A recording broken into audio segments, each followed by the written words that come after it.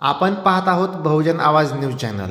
रिपाई आठवले गटाच्या वतीने अक्कलकोटमध्ये पाणी टँकरने पाणी पुरवठा करण्यात यावे, जिल्हाधिकारी यांना दिले निवेदन।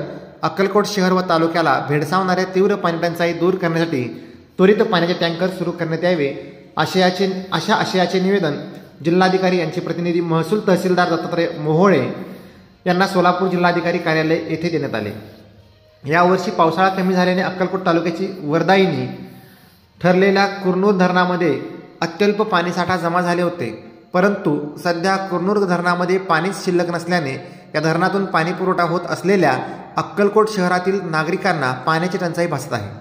सध्या बोरवेलच्या पाण्याची पातळी पण फार खोलवर गेल्याने बोरवेल बंद पडत आहेत, तसेच विहीर देखील आटून पडल्याने पाण्यासाठी नागरिकांना भटकंती करावी लागत आहे।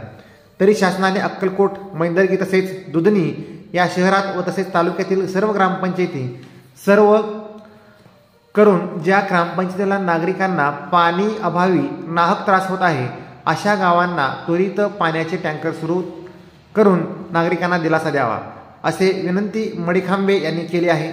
यावेळी रिपाई तालुका अध्यक्ष अविनाश मडीखांबे, माळी महासंघाचे तालुका अध्यक्ष संतोष पुराणे, अमोल बिराजदार, शिवराज जमगे, सागर माळी आदी उपस्थित होते। पूर्ण कोरडा आहे। अक्कलकोट शहराला तिथूनच पाणी पुरवठा होतो। 100% आता ते पूर्ण जाऊन कोरडा असल्यामुळे सध्या टँकरची गरज आहे। अक्कलकोट शहर, मैंदर्गी शहर आणि दुधनी शहर तालुक्यातल्या आसपास जे खेडेगाव आहेत त्या ठिकाणी पाण्याची सोय नाही, असं तुम्ही सर्वे करून त्या गावाला पाण्याची टँकर सुरू